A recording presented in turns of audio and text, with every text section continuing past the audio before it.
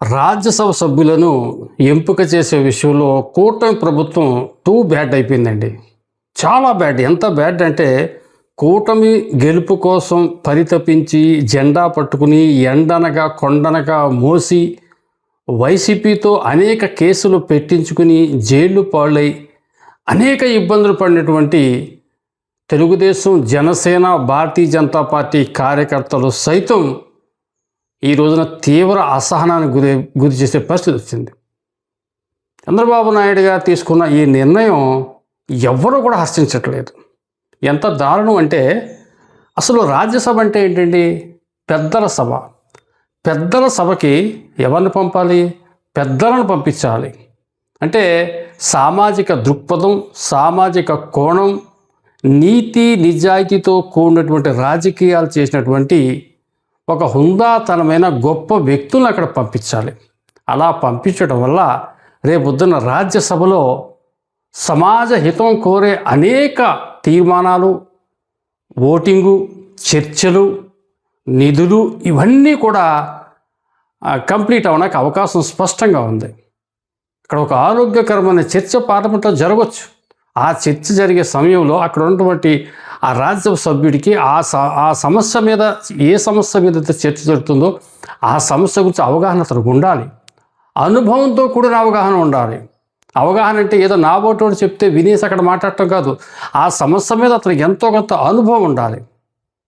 ఆ సమస్యని ఏ విధంగా పరిష్కరించాలో, అవసరమైతే కేంద్ర ప్రభుత్వానికి సలహా ఇచ్చేటటువంటి అనుభవం, ఆలోచన తీరు ఇవన్నీ కూడా ఉంటేనే అతను రాజ్యసభకు అర్హుడు. మరి ఒక్కసారి మొన్న జరిగినటువంటి రాజ్యసభ ఎంపికల సభ్యుల వాళ్ళ యొక్క స్థితిగతులు మీరు చూడండి. ఇటువంటి అవగాహన ఉన్నవాడు ఒక్కడైనా ఉన్నారా అంటే నన్ను అడిగితే లేరని మనం చెప్పచ్చు. ఈ విషయంలో మనం చూసుకుంటే గతంలో రాజ్యసభ సభ్యులుగా పిల్లి సుభాష్ చంద్రబోస్ వెళ్ళారంటే మనం హర్షించాలి. అతను సర్పంచ్ స్థాయి నుంచి వెళ్ళినటువంటి వ్యక్తి, మచ్చలేనటువంటి నాయకుడు కాబట్టి అతనికి అనుభవం ఉంది. అలా కొంతమంది, అంటే ఇక్కడ వైసీపీని నేను పొగట్టం కాస్తమా, ఉదాహరణకి పిల్లి బోస్ వ్యక్తిత్వాన్ని నేను చెప్తా ఉన్నాను. ఇక్కడ ఏం జరిగిందంటే ఒక్కసారి మీరు గుర్తుపెట్టుకోండి, చంద్రబాబు నాయుడు గారు చేసింది భాష్యం రామకృష్ణ గారికి రాజ్యసభ ఇచ్చారు. ఓకే, అతనికి ఇచ్చిన తర్వాత నేను ఒక స్టేట్మెంట్ చూశాను ఎలక్ట్రానిక్ మీడియాలో అనుకుంటాను. అంచెలంచెలుగా ఎదిగి, ఏంటి అంచెలంచెలుగా ఎదగటం? అతను 1992 93 చిన్నగా ఒక స్కూల్ పెట్టుకున్నాడు. ఆ స్కూల్ని దినదినాభివృద్ధి చేశాడు. ఎలాగా? ఫీజులు భాష్యంలో చదవాలంటే నాలాంటి లేనోడు పిల్లోడికి అక్కడ అవకాశం లేదు.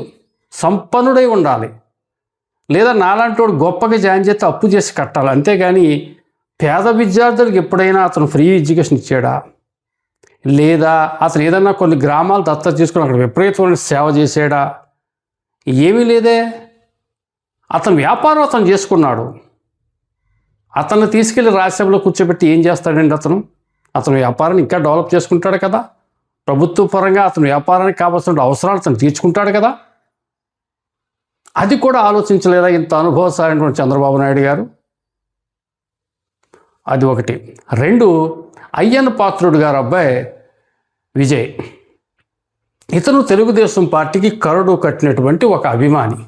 జగన్ హయాంలో తన ఇంటి గోడను పడగొట్టే విషయంలో ఇతను చాలా ఇబ్బందులు పడ్డాడు, కాదని మనం అనం. కాకపోతే మరి పక్క జిల్లాయే, సమీప పక్క నియోజకవర్గమే. ఇతను నర్సీపట్నం ఉంటే పక్కనే తుని. యనమల రామకృష్ణ గారు సీనియర్ మోస్ట్, పార్టీకి ఎంతో సేవ చేశాడు. అయ్యన్న పాత్రుడు గారు ఎలా చేశాడు, ఇతను అలా చేశాడు. మరి అయ్యన్న పాత్రుడు గారికి సముచిత స్థానం ఇచ్చేశారు స్పీకర్గా. అదే సామాజిక వర్గం, బీసీ సామాజిక వర్గమే. కాకపోతే ఇతను కనీసం పరిగణలో తీసుకోలేదు. మరి వయసులో చాలా చిన్నవాడైనటువంటి విజయ్ తీసుకెళ్ళి రాజ్యసభ పంపించారంటే మరి లోకేష్ గారు సొంత అజెండాకి ప్రాధాన్యత ఇచ్చినట్టే కదా. అక్కడ తప్పులేదు, విజయ్ కష్టపడ్డాడు, కాదని నేను అంటలేదు. విజయ్కి ఇవ్వటంలో తప్పట్టడానికి నేను సరిపోను.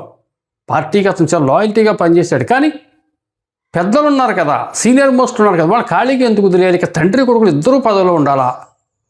ఇది నా ప్రశ్న కాదు, తెలుగుదేశం పార్టీ అభిమానుల ప్రశ్న. ఇక సానా సతీష్కి 2 సంవత్సరాలు ఇచ్చారు. Very happy. మళ్ళీ రెగ్యులర్ చేసుకుంటూ వెళ్ళిపోయారు అతనికి. ఇక్కడ నాకు తెలియక అడుగుతాను, ఒకటి కాపు అంటాడు చంద్రబాబు నాయుడు గారు, సానా సతీష్ది, విజయ్ది బీసీ అంటాడు, మన భాష్యం రామకృష్ణ గారిది చౌదరి అంటాడు. నేను అనేది ఏంటంటే సానా సతీష్ కూడా చౌదరి కోటలోనే వస్తుంది. సానా సతీష్ గారి భార్య కమ్మ సామాజిక వర్గం చెందినటువంటి వ్యక్తి ఆమె. కాబట్టి ఇది కూడా కమ్మ కోటయే, కాపు కోట వాళ్ళు ఫుల్ చేయలేదు, అందులో అనుమానం లేదు. సరే, చంద్రబాబు నాయుడు గారు ఏదో పేడు పోస్ట్ అనుకోవచ్చు, ఇంకోటి ఏదో చేసేసాడు. పవన్ కళ్యాణ్ గారికి ఏమైందండి? మనం ఇప్పటిదాకా పవన్ కళ్యాణ్ గురించి చాలా గొప్పగా చెప్పుకుంటున్నాం.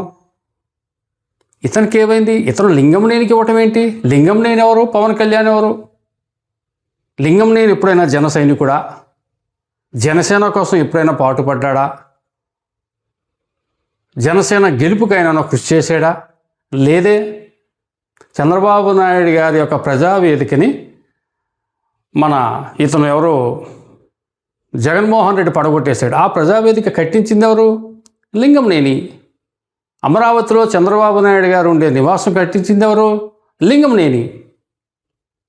కమ్మ సామాజిక వర్గం చెందినటువంటి లింగంనేని ఒక రకంగా చెప్పాలంటే, మరి అవునో కాదో తెలియదు కానీ ప్రచారం జరుగుతుంది ఏంటంటే చంద్రబాబు నాయుడు గారికి బినామీ. ఇతను జనసేనకి ఎప్పుడు వెళ్ళిపోయాడు? జనసేన సభ్యత్వం ఎప్పుడు వచ్చేస్తుంది ఇతనికి? జనసైనికుడు ఎప్పుడు జన సైనికుడు అంటే మాటల. గత స్థానిక సంస్థల ఎన్నికల్లో మేము పోటీ చేయలేము, మా వల్ల కాదని చంద్రబాబు నాయుడు గారు పారిపోతే నిలబడింది ఎవరు? పవన్ కళ్యాణ్ గారే. గ్రామాల్లో పోరాడింది ఎవరు? జన సైనికులే. అప్పుడు ఎంపీటీసీలు, సర్పంచ్లు సాధించుకుంది ఎవరు? వైసీపీని మీద ఎదిరించి జన సైనికులే. మరి ఆ జన సైనికుల్లో ఎక్కడైనా ఈ లింగంనేని రమేష్ ఉన్నాడా? పిఠాపురం పవన్ కళ్యాణ్ గారి గెలుపు కోసం లింగంనేని రమేష్ ఎప్పుడైనా వచ్చి ప్రచారం చేశాడా? ఇతనికి రాజ్యసభ జనసేన తరపు నుంచి ఎలాగిచ్చేది పవన్ కళ్యాణ్ గారు? సో ఈ ఎపిసోడ్ మొత్తం చూసుకుంటే ఇది ఏమైనా టయ్యప్ప, కొమ్మక్క, కుట్ర అనేది ఏమీ అర్థం అవట్లేదు. నిజమైన కార్యకర్తకు న్యాయం జరగలేదు అనడానికి నిదర్శనం ఈ రాజ్యసభ ఎన్నికలే. సరే, మరి ఇదే కాకినాడ జిల్లా నుంచి 1983లో తెలుగుదేశం పార్టీ పెట్టినప్పుడు పట్టుకున్నటువంటి జెండా 5 సార్లు ఎమ్మెల్యేగా, 2 సార్లు మంత్రిగా, శాసనమండలి సభ్యులుగా, జిల్లా పార్టీ అధ్యక్షునిగా, స్పిన్నింగ్ మిల్లు చైర్మన్గా అనేక పదవులు చేసి ఇంత మచ్చ కూడా లేకుండా నీతిగా నిజాయితీగా పనిచేసినటువంటి చిక్కాల రామచంద్రరావు గారు స్వయంగా పట్టుకెళ్ళి చంద్రబాబు నాయుడు గారికి వినతి పత్రం ఇచ్చారు. ఇక్కడ ఒక విషయం ఏంటంటే, ఇంత సుదీర్ఘ రాజకీయ చరిత్రలో చిక్కాల రామచంద్ర గారు ఎప్పుడు కూడా నాకు ఈ పదవి కావాలని చెప్పేసి దరఖాస్తు ఇచ్చిన దాఖలాలు అయితే లేవు. ఈసారి ఇచ్చాడు. అతను అభిమానులు పోరు పడలేక పట్టుకెళ్ళి పాపం ఇస్తే అతను చంద్రబాబు నాయుడు గారు ఆ లెటర్ చదివాడో లేదో తెల్ల, కానీ ఒక మొక్కలో చెప్పాలంటే బుట్ట తాకలు చేశాడు. సరే, ఇప్పుడు ఉన్నటువంటి సాంకేతికమైనటువంటి ఈక్వేషన్స్ కావచ్చు, కుల సమీకరణ కావచ్చు, డబ్బు కావచ్చు, అవ్వలేదు అనుకుందాం. సీనియర్ లీడరు ఒక దరఖాస్తు పెట్టుకున్నప్పుడు అతను దరఖాస్తుకి పూర్తి న్యాయం జరగనప్పుడు పార్టీ అతనికి సమాధానం చెప్పుకోవాలి, అతనికి వివరణ ఇచ్చుకోవాలి. ఇందు మూలంగా నీకు ఈ పని చేయలేకపోతున్నాం, దయచేసి ఏమి అనుకోవద్దు రామచంద్రరావు, నెక్స్ట్ టైం నీకేదో చూస్తామను ఇంకోటి ఏదో చెప్తే అతనికి కాదు తృప్తి, అతన్ని అభిమానించే కార్యకర్తలకు తృప్తి, తెలుగుదేశం కార్యకర్తలు కూడా ఒక భరోసా. ఓకే, రేపు పొద్దున్న కార్యకర్తలు విడిచిపెట్టరు, అనివార్య కారణాల వల్ల పని అవ్వకపోయినా వాళ్ళు మోరల్ సపోర్ట్ ఇస్తున్నారు, వాళ్ళు ధైర్యం చేస్తున్నారని చెప్పేసి ఒక విధమైనటువంటి మానసికమైనటువంటి దాన్ని ఏమంటారు భరోసా కార్యకర్తలు కలిగి ఉండేది. కానీ అది లేదే. అసలు అతని దరఖాస్తు ఏమైపోయిందో తెలియదు, అతనికి కనీస రెస్పాన్స్ లేదు. వెంటనే అదే ఊరు కాకినాడలోనే ఉంటాడు సానా సతీష్ పేరు నిర్మోహటంగా ప్రకటించేశారు. ప్రకటించే ముందు రామచంద్రరావు ఏంటంటే ఏమీ లేదు, 83 నుంచి జెండా మోసిన రామచంద్రరావు అని పక్కనెట్టేశారు. సానా సతీష్ 83లో ఎక్కడున్నాడు? లేడు. 95 సంక్షోభంలో సానా సతీష్ ఎక్కడున్నాడు? లేడు. అనేకసార్లు తెలుగుదేశం పార్టీ ప్రతిపక్ష పాత్ర పోషించి ఎన్నో ఇబ్బందులు పడినప్పుడు, ప్రజారాజ్యం పార్టీ పెట్టినప్పుడు కాపు కులం అందరూ కూడా ప్రజారాజ్యంలోకి వచ్చేయాలని చెప్పేసి టీడీపీని ఏకాకి చేసినప్పుడు గోదావరి జిల్లాలో సానా సతీష్ ఎక్కడున్నాడు? లేడు. మరి ఈవేళ సానా సతీష్ నెంబర్ 2 పొజిషన్. అంటే టోటల్గా అర్థమైంది ఏంటంటే, పార్టీలు నమ్ముకుంటే, ముఖ్యంగా టీడీపీ లాంటి పార్టీ నమ్ముకుంటే ఆ కార్యకర్తకు న్యాయం జరగదు అనేది ఈ రాజ్యసభ ఎన్నికల ద్వారా క్లియర్గా అర్థమైంది. Thank you. హలో, తెలుగు రాజ్యం ఛానల్ చూస్తున్నారా? సామాజిక, రాజకీయ, జీవన చిత్రణే తెలుగు రాజ్యం. అతిశయోక్తులు, అసత్యాలు ఉండవు.